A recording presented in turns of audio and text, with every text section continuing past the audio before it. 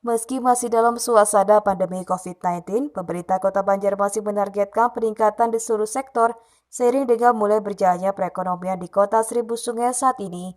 Sebelumnya atau pada tahun 2021 lalu, capaian pajak sekitar 300 miliar lebih, sedangkan untuk tahun ini Badan Pengelola Keuangan Pendapatan dan Aset Daerah menargetkan 400 hingga 500 miliar setahun.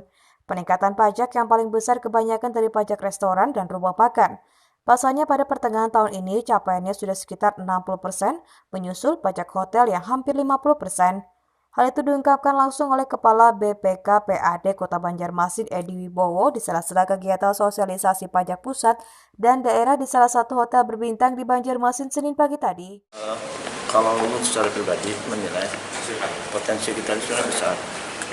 Ada lah.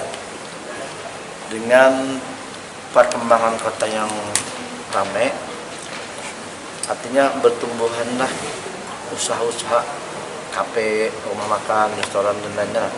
Ini merupakan sumber potensi pajak. Ditambah lagi dengan masyarakat Banjarmasin yang suka makan di kafe atau restoran karena gaya hidup kan. Masalahnya data yang kami punya ternyata kita masih perlu melakukan pendataan.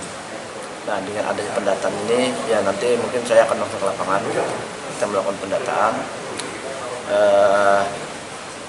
Ternyata kita harus melakukan pendataan sepanjang jalan Lampu Mangkurat, Hayani, Sumarma itu koridor utama dulu kita lakukan pendataan, yang itu adalah potensinya. Jadi tidak semua jalan itu masih sebagai WP masih. Nah, ini yang kita lakukan pendataan.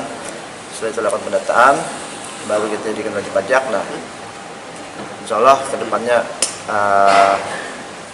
kita akan melakukan peningkatan PAD.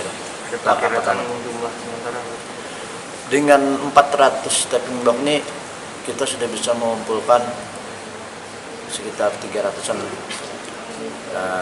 Tapi dengan adanya penambahan lagi kan 300 ya kami menargetkan ya mungkin insya Allah di 2022 ini ada kenaikan sekitar 100-200. Hari ini kita sosialisasi terkait dengan pajak daerah dan pajak pusat karena ini penting ya, bahwa pemulihan ekonomi itu nggak ada cerita kalau kita tidak punya duit, ya kan. Makanya perlu kita mengajak kepada seluruh wajib pajak, kemudian juga pembayar pajak, karena pada hakikatnya pajak itu kan diambil dari rakyat ya. Para pengusaha ini membantu kita untuk mengkolek. Oleh karena itu pajak yang sudah dipungut itu sesegeranya diserahkan kepada pemerintah kota. Kalau memang pajak pusat itu ke pemerintah pusat. Nah, makanya penting untuk bertemu seperti ini, semacam ya sosialisasi termasuk juga silaturahim, supaya jangan seolah-olah pajak itu sesuatu yang mengerikan yang kemudian menjadi orang tidak menghindar begitu. Karena sesungguhnya potensi itu ada, dan kami juga yakin Banjarmasin Kota Dagang Kota Jasa ini salah satu yang menjadi penting untuk diperhatikan adalah bagaimana jasa dan sektor perdagangan itu berkontribusi untuk pembangunan kota. Salah satunya adalah kepada para wajib pajak yang memang menjadi mitra pemerintah kota. Nah, jadi saya kira itu inti dari acara hari ini, supaya kita sama-sama bisa pulih dari pandemi. Sementara pihaknya juga akan memasang tapping box di beberapa restoran dan rumah makan untuk bisa mendapatkan capaian target pajak pada tahun 2022 ini. Selain itu, mereka juga akan menggenjot sejumlah sektor pajak yang masih minim, seperti pajak hiburan dan juga penerangan jalan umum atau PJU. Zenva Lepi Duta TV, Banjarmasin.